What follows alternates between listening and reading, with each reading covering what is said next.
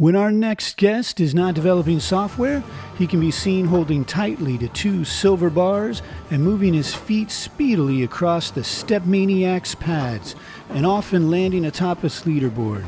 Please welcome Dance Dance Revolution aficionado Tan Dang, aka JellySlosh, to the show. Welcome to the show, Tan. Thanks for having me on the show, Steve. Thank you so much for being here. This particular episode is about passions. Let's kind of show the viewers here just exactly what it is that you do. So hang on just one second. I'm going to cue it up. So kind of take us through as we're kind of watching you here. Like, you know, have you watched or listened to this song 1,000 times in order to know these moves? Are you thinking about the moves? Are you... The arrows on the screen pretty much dictate the way you move or give you some directions to follow. Think of it like you're watching karaoke, right? So sometimes you might have not heard the song before, but you'll read the lyrics as they go through the screen. And if you've done enough karaoke, then you might be able to kind of guess how the song goes. So in this sense, it's kind of like you're reading sheet music as it comes up to you. So sometimes you're sight reading or you're not as familiar as the content. So you familiarize yourself with different patterns and you react to them accordingly. So the more experience you have, the more different patterns you're exposed to. So this particular song, it was actually only my second time ever playing it. What? Yeah. I have a long history of playing, so like I have, been exposed to a lot of different patterns, and that was a very good run. I was very surprised myself, actually, that particular run. So is each footstep the same on that song every time? Or if you played that song again, it would come up with different steps? It's the same steps every time. Each song, they'll have different difficulty levels. So, if you play like on easy mode, you'll get the same chart every time. That's an easy difficulty. That one in particular is called full. So it uses both pads. So you're going to play one person. It's charted for one person to move between the 2 different panels. Okay. Oh, sorry, pads. And how long did it get you to, did it take you to get up to this level? I mean, that doesn't look like, how many quarters, how many?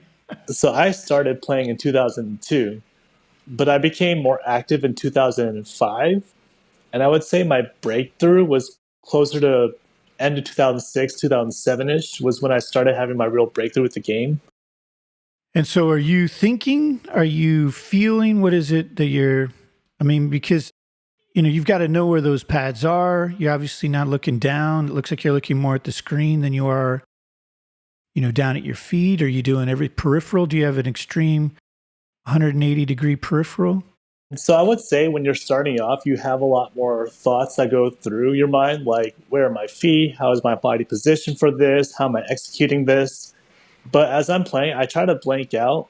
I try to just play very relaxed and just go with the flow, just see as it goes. And then afterwards, I'll go back and reevaluate if I made some mistakes. I'll think about what happened here. Did I misread a note? Did I misread a pattern? How should I approach this next time? Did I not step out far enough? Was I flat-footed on my toes? Just like the very fine details you'll see in sports, like people that play basketball or football, they're very all about fine-tuning the small details in their movements and their positioning. Yeah, and I couldn't tell. Are you actually pressing down on it? Is it like an LED, like a sensor? Are you actually pressing? Or are you just covering your foot over something? So when you step on the panels, the sensors are triggered. So if your foot is already on the panel and you try to step on it again, nothing happens. You have to release and step on it. Okay. In order for it to register as a step. What is it? What's the release? Is it the cardio of it? Is the perfection of it getting to the song at the end of the song? Or? Yeah. So particularly myself, I really like to aim for the highest score I can possibly go for. So what I like about the game myself is it's always me versus myself. It's good to have rivals to push me or to motivate me or to give me ideas to learn from each other. But ultimately, my goals are self-aligned. I want to always be better than the person I was yesterday when it comes to improvements or scoring. And sometimes you'll have off days and you just have to kind of realign your goals. That way, okay, so my body's not feeling up to it. So I'm going to focus on playing easier songs and get more accurate timing. instead of trying to push myself physically. Obviously, there's definitely a part of cardio, the stamina of it. And then obviously there's the coordination of seeing, anticipating the moves, and then, bringing the moves to fruition. Like how much is it, like, is it the technical, the cardio that gets you? Is it the technical? What is it early on? And then what do you, focus on? Yeah, so when I was younger, I grew up with exercise-induced asthma. So like things like running or sports, they were very, very difficult for me. And DDR or dance games in general was the first physical activity I was able to do at my own pace that, I felt like I could grow from.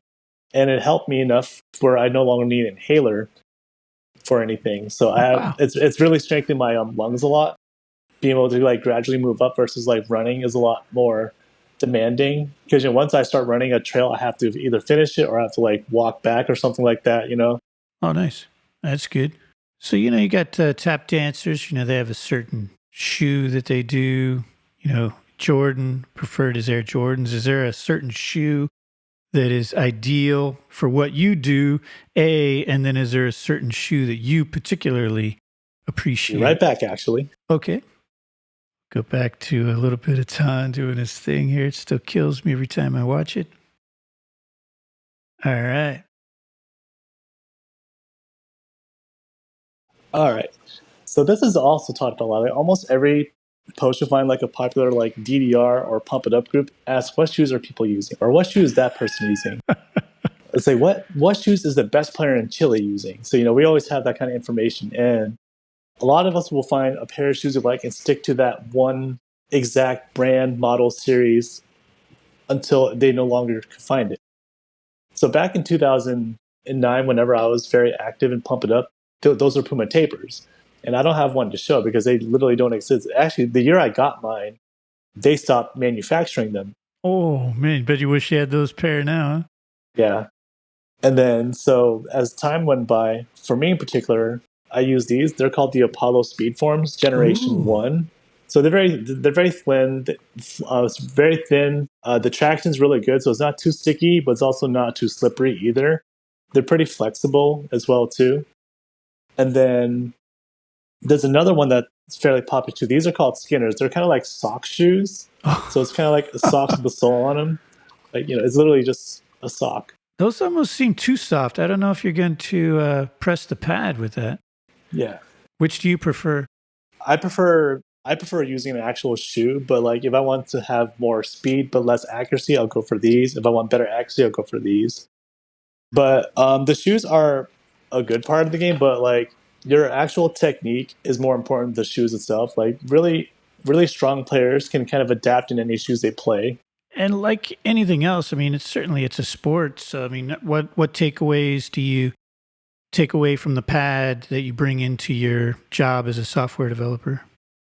Over analyzing. So like whenever I make mistakes, if I'm able to come up with it, I try to like be aware of like what I could have done differently, or if it is the best I've done, then I'll be very happy with it for now. But then kind of like do my homework to say, okay, what should I do differently next time? Or like I need to be better prepared for this section.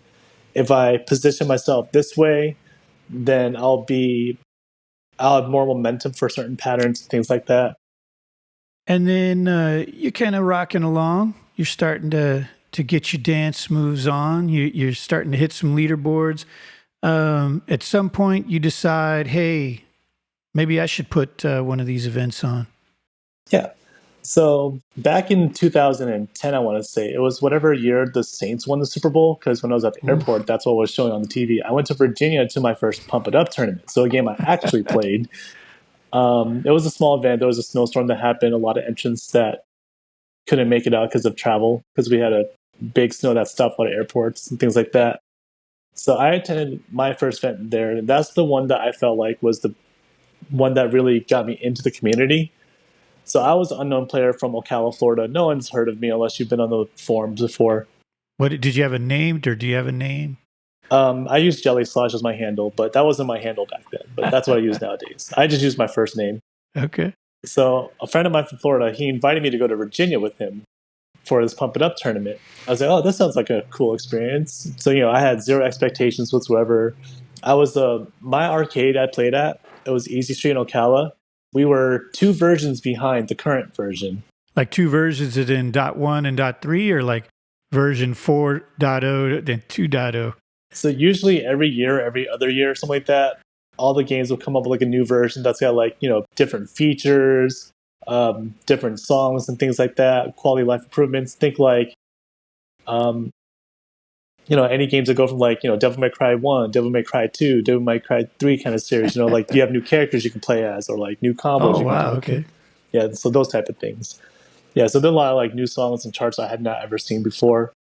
So I mentioned earlier about sight reading. So that tournament, most of the songs I played were on sight read. So I just came from experience and intuition from exposing myself to a lot of different patterns. So that's the first time you're seeing it? Yeah, first time you see it, you might have heard the song before, or you might even have never heard the song before. So that happens sometimes too. Dang.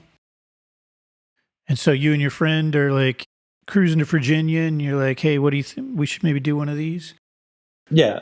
Let me finish this story too. So my friend, my training partner, he was so much better than me. Like he was like the one I looked up to, asked for advice, and he ended up having some issues during the tournament day itself.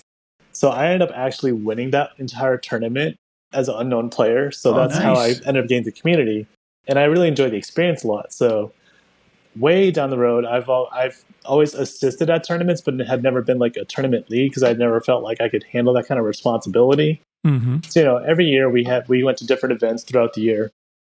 I dropped off of dance games for a little bit in favor of fighting games for a little while, which is like Street Fighter, Marvel vs. Capcom.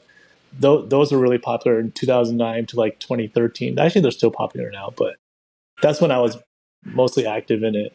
Those ones, they had even more events because so those games in particular, they have home versions you could play, or they could be played at home instead of only at the arcade. So it was more accessibility, so you could reach a larger group of people. And I took notes from a lot of the tournaments that I've seen, or like feedback I had as a competitor, like, wow, I really wish they did this, or this could be more efficient, or things like that. And then as technology advanced, we started having different web applications or desktop application software that can help us automate some of these processes, like sign-in processes, accepting payment versus like having to have everything be cash, handling like who's playing when, or like assigning stations for players. So we took a lot of that and tried to implement it to dance games. And we had one in Texas called The Big Deal. Oh, nice. The first one, we had the first 2, someone else ran it. And then they decided they want to take a break. So for the third one, that's when I say, you know what, I'm going to take lead on this and then take everyone's feedback and look for areas of improvement. Nice. And the third one was in 2019 in Grapevine, Texas. So how many people are coming to these?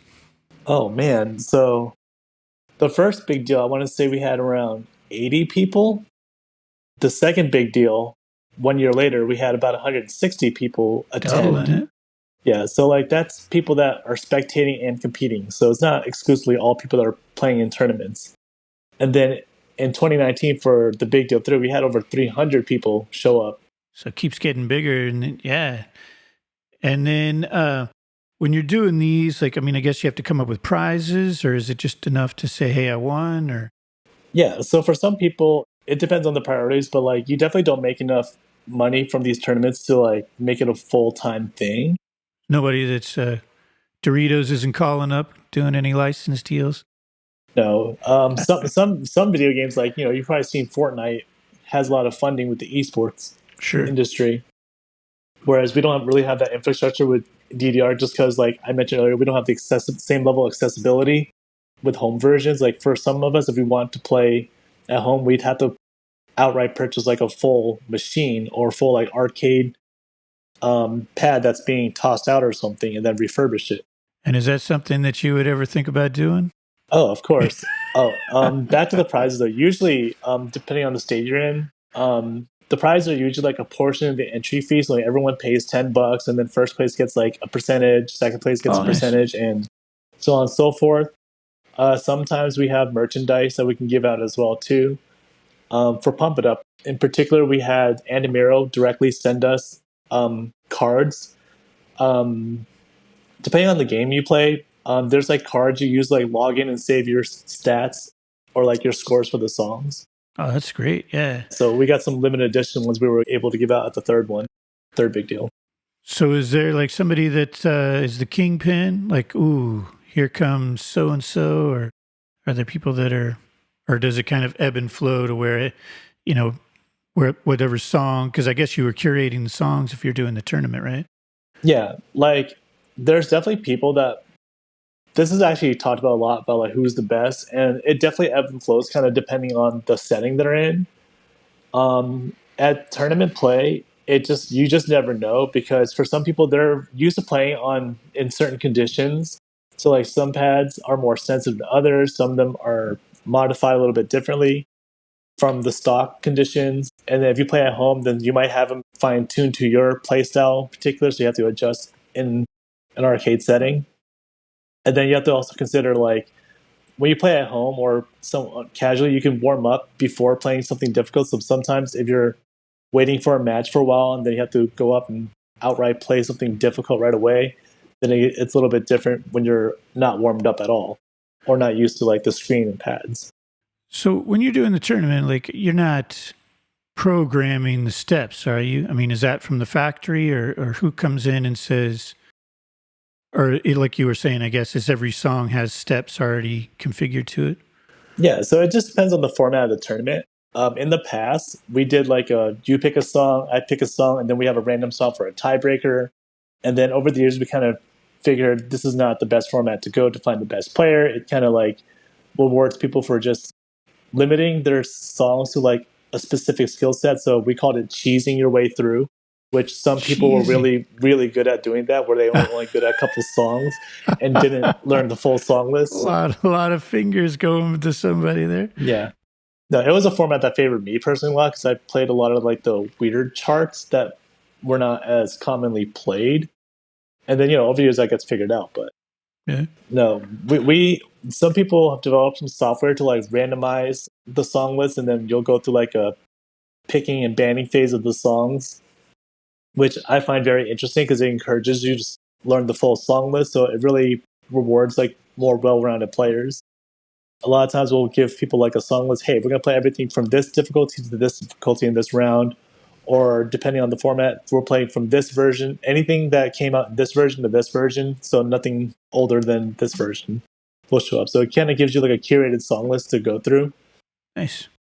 So it's when you're rocking along and you're kind of growing up the leaderboard.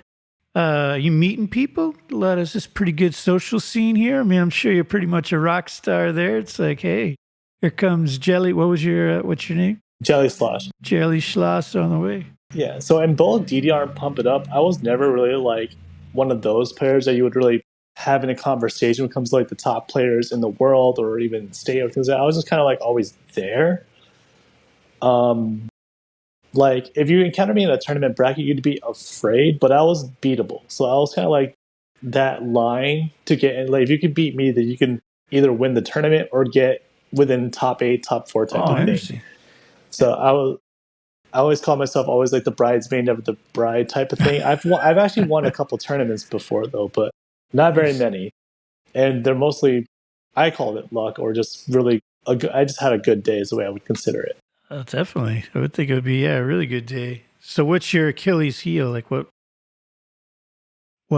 kept you sometimes from getting the leaderboard more than you wanted? Back then, I would say it was my mentality or my attitude towards the game where that's important. Where at some point I just got focused on improving so much I stopped having fun with the game. And then I also gained weight over the years. I went from 160 pounds in high school, college to almost 240 pounds at some point in my adulthood. Wow. That was a big gain. So I'm trying to become healthier. Yeah, no, definitely.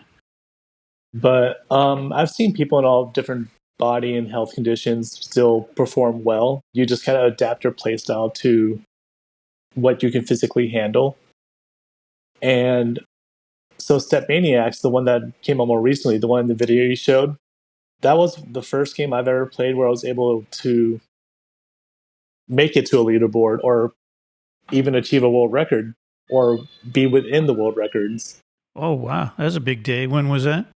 A month into playing the game. So I started Oh, playing wow. Step Maniacs in March just because in Texas things were reopening and it was the nearest arcade dance cabinet next to me. I said, well, I'll give this a shot. I've never played it before. I was a bit skeptical at first. I was like, oh, it's just DDR with a middle panel. How innovative could that possibly be? And then for me, they'll say, wow, this is like the greatest dance game experience I've had in my entire life. And I've been playing since 2002. So it's, What makes it so fun? well, my day job, I'm a software engineer. I work as a front end developer. So the big thing about Step Maniacs that I really enjoyed is the quality of life changes they made to make the game more modern, more intuitive for either new users or people who played in the past but have been kind of out of it for a long time. So the biggest difference with State Maniacs, they use like a touch screen instead of like buttons on a cabinet to navigate everything. Because nowadays everyone has a phone or a tablet, so we're Sure. used to touchscreen items. So they made the game very easy to get into. And then the charting style, it's a good balance of like difficult but also accuracy. So like it's not too hard, but also not too much emphasis on. Well, there's emphasis actually, but it's not so. The windows are not so tight where it's very difficult for everyone. So it feels very accessible, and a lot of the achievements for a lot of players feel very doable.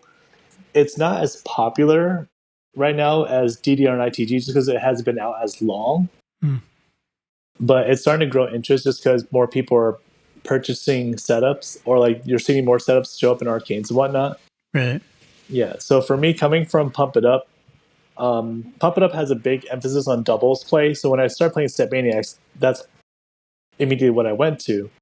And it just kind of like clicked with me. It's like, oh, I really feel comfortable playing this game. Right. So I just started playing everything at the arcade one by one and then started trying to come at the game with a better mental attitude. It was like, oh, I'm just here to have fun. If I get good scores, great. If I don't, no stress. So I think that helped me a lot. Just having a very relaxed attitude about it made it very enjoyable for me to play the game. So if someone was to get into Pump It Up or Pump It Up and of course DDR, but where would they go? What would you recommend somebody do if they're like, well, seeing that looks like fun, or I can maybe beat that? Where would they go? I would try to locate the nearest machine to you. Nowadays, for DDR and Pump It Up, the most popular locations that have them are Round One Amusement and Dave and Buster's are typically the places you'll find them. Yeah, they don't seem cheap, and they take up a lot of room. So yeah, I would. And are they more than a quarter? How much does it cost to do 3 songs? I haven't been to a public arcade in a while, so I'm very out of touch of it. It used to be like $1 for 3 songs type of thing. Right. Yeah, it just kind of varies depending on your location. I know Dave and Buster's, they have like a points model. So like it's kind of like the more points you buy, the more you get.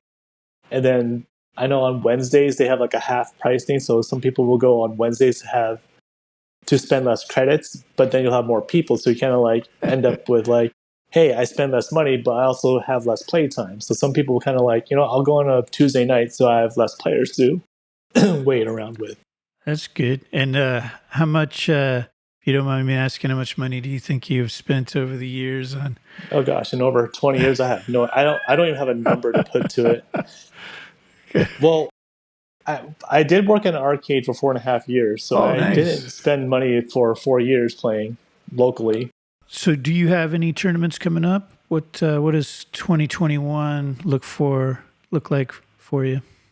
Yeah, so at the Big Deal 3, one of the players from Maryland approached me and the other staff at the Big Deal asking us a lot of different questions. Like, hey, I would like to do this in my community one day. So he asked us for a lot of different advice, our pain points that we had, and just things for him to consider. So after 2 years, we have an event coming up in Baltimore, Maryland at the Baltimore Convention Center, December 10th to 12th. This is going to be Eclipse East. They're going to feature a Pump It Up tournament, a Dance Dance Revolution tournament, and then there's another dance game by Konami called Dance Rush as well. Yeah, I'm not super familiar with that one. What is Dance Rush? I've also never played it myself before. It's only at round 1, but it's pretty much like I guess it's like a big, I guess, plane, and it's kind of like shuffle stepping type of thing. Nice. So I'm not very good at describing it since I've never played it, but it's very fun to watch as a spectator because it looks more like actual dancing than stepping. And then in addition to that too, there's another player locally that has a Step Maniacs machine that's going to be bringing his setup. So him and I are currently, as the date at the time of this recording, him and I are number 2 and number 3 on the leaderboards for doubles. Him being number 2, me being number 3. So it's kind of cool to have like 2 players that are so high ranked in the same place at the same time. So we're going to be doing like a showcase of our own as well too Friday night. Oh, nice. So we're going to try to demo the game to get people into it. You know, what kind of differences you see from DDR and Pump It Up, and then we're going to showcase like like a best of 5 or some sort of like head-to-head format with each other too. Oh, that's great. And where is that again? Baltimore, Maryland. And you're going to take your dance all the way up there? This player lives locally to the area, so he's going to bring his to the venue. Nice. Oh, that'll be fun. It's going to be cold up there. Is that going to slow you down? I hope not. And will you be going with the socks or will you be going with the white shoes? I would prefer to go with the white shoes myself, just whatever I'm more comfortable in. Yeah, I would think you need like a hard flat sole. Like, are you doing tippy toes? You doing your heels, side of your foot? What are you hitting mostly? Yeah, so it depends on the game I play. Pump It Up, I'm more flat-footed, heel-toe type of player. And on Step Maniacs, the way the game's designed, it wants you to move more. So if you try to play too minimally, then you might get punished with certain judgments that are not perfects because you're triggering multiple panels at the same time. So you just kind of like adjust based on what you see. And how much practice will you be doing for the tournament? Are you doing a daily, twice a week, 2 days? Whenever I can find time, just between having a full-time job, being married, and whatnot, it's... And does the wife do DDR? She's not into that. It's not really her. That's not her jam? Yeah. That's good. Has she ever tried it? Yeah, she's tried it. It's just not really her thing. Yeah. So when you go to these tournaments, you had mentioned about the bars that kind of came lately as a crutch, but now it's kind of, actually elevated the game because you can do more stuff. At the tournaments, is it bar, no bar? Are there different categories? Or? Yeah, so actually, in old tournaments, there used to be no bar. And Andamiro, with their pumped up tournaments, they officially had like a no bar rule at some point. And then 2011 was when they started allowing the bar in tournaments, so it became a lot more widely accepted in the pump it up community. Yeah, I feel like the DDR community accepted the bar a lot earlier. And I mentioned another one in the Groove, ITG, a lot earlier in the podcast, in the show. And that one definitely adapted to the bar usage first. And injuries? What are you looking at? You been to the emergency room because of DDR? I have not. Maybe like some arches. We've seen some shin splints. Actually, the best DDR player, in my opinion, in the world, has experienced a shin splint and was out for a while, and he ended up having to go to rehab and whatnot. He came back stronger than ever. Oh, nice. And will they be at the Baltimore tournament? They will not be. Okay. That's good. And what are you looking at? You're getting a lot of people that are comfortable with the in-person, being around things. You're going to do some COVID protocols? Yeah, we're going to try our best. I'm actually on staff for Pump It Up just because I have experience running it, so I'll be helping them with the logistics part of it. Wiping down the bar. Mostly like, player traffic, helping them with like, just, make sure things are running. I guess as we start to wrap it up, like when you get on that pad, I mean, does the world disappear for a few minutes? I mean, you got to be zoned in, right? Yeah, for me, it's like a good form of like stress relief. You just like in that moment, you're just enjoying the music, enjoying the chart. Yeah, the songs are within 2 minutes long, so it's not a very long time, but it sure feels like an eternity when you're actually playing. Are they always techno driven? Do they have some country? Do they have some rock? Yeah, it depends on the game, but like, there's a wide variety of genres in the game. In the Groove in particular is very community driven, so a lot of people will make custom charts of different music, and then if it's popular enough, then it ends up on a lot of what's called a song pack. So that's how you end up with like common songs on different machines. Oh, nice. For DDR and Pump It Up, it just depends on like what kind of licensing they have. DDR will have more songs you hear on the radio. Like you'll see like songs like Ariana Grande. Is there a song like you're like, man, why is that not on the DDR? Oh, yeah, definitely have had that very many times in our life.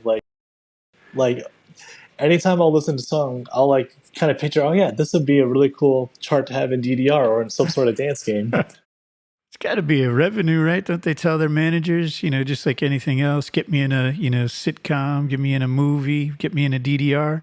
Yeah, like Pump It Up in particular, being from a Korean developer, you have a lot of K-pop on there. I don't want to mix passions, but I know that you're definitely passionate about K-pop. How's the K-pop scene going? Oh yeah, actually, Pump It Up was what really drove my love for K-pop because there's so much of it in the game. And are the Kpop Superstars, are they DDR aficionados as well, or? A lot of them are familiar with the game in some way, but I can't think of any like popular musicians who are really exceptionally good at the game, other than just like a beginner level where they can kind of like make their way through some songs. Well, I've always been fascinated by it. I'm glad that you've never been hurt. I mean, do you have dance music when you're walking up? Do you like try to like, to, ice them? Nah, I just do the best I can. And for some people, they might perform very well outside the tournament, but when they're in the match, they're very nervous. So like, I feel like I definitely have that experience because I've been in so many matches where I'm not as nervous as I used to be. Well, I think that's probably like a good place to close it out. To say again, when and where is your upcoming DDR tournament that you're going to be doing? Yeah, so it's gonna be Eclipse East on December from December 10th to 12th in Baltimore, Maryland. Nice. And do you want to share any socials? Get people excited? I have nothing to share at this time.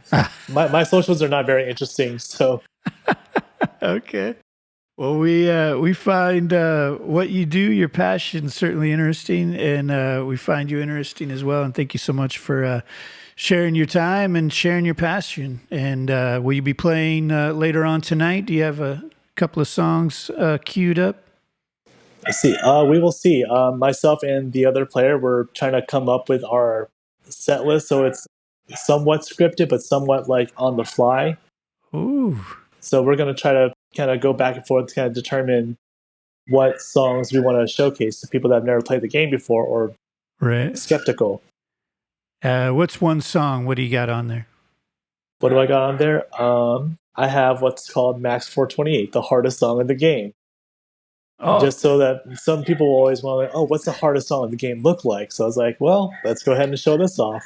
The score might not be very good, but at least I can see what it looks like. Is that self-proclaimed the hardest song, or is that a consensus? It's an official rating in the game. So that's what you're going to start off with, huh? I don't know about start off with it, but definitely end the showcase with that. So are there moves? Like, in dancing, there's shuffle ball chain, you got your pop and lock. I mean, are you doing moves out there? Like, going to L3 to L4? Or?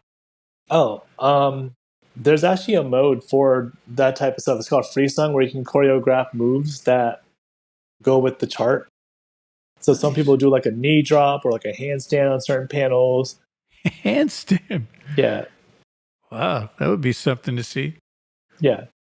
It seems like that would be good in competition. Is there any reason that someone would want to do a handstand during competition? Well, for freestyling, it's a different category completely. You're judged on creativity, your costuming, your grade on the song with the routine and things like that. So, all right. And I think last question to end it on is movie-wise. Is there any movie that really does capture the DDR? Even if it's just a scene, it doesn't have to be a movie entirely surrounded by it, but just like a particular quintessential scene that really... There's actually a whole movie. It's called The FP. I think it's an indie movie. It's a very... it's like I would call it a parody movie, so it's not something you should take too seriously, but it's basically like gang wars with DDR. So you have like one crew versus another crew with DDRs. Very, very entertaining watch, but it's not a very good movie, but it's very iconic, I would say. Is that something I can find on my local Netflix or Amazon, or do I need to get more obscure? Definitely not on Netflix, but I'm sure if you Google search it, you'll find some source for it. Okay. I get intrigued. Yeah, I'm definitely going to check it out. I just appreciate those. So awesome. Everybody, this has been Tan Dang, aka JellySlosh. And yeah, good luck at the tournament. And yeah, keep us in mind. Love to have you back on and hear how you personally did, but also how the tournament itself did. I'd imagine that there's a lot of pent up energy that people want to definitely use on the dance pad, but also, yeah, just a lot of people that just want to get together and have a great time. Yeah, for myself, I'm more about the event itself than my actual placement these days. Awesome. Well, take care. Good luck, and look forward to talking with you soon. Yeah, thanks for having me on the show, Steve. All right, you're welcome, Tom.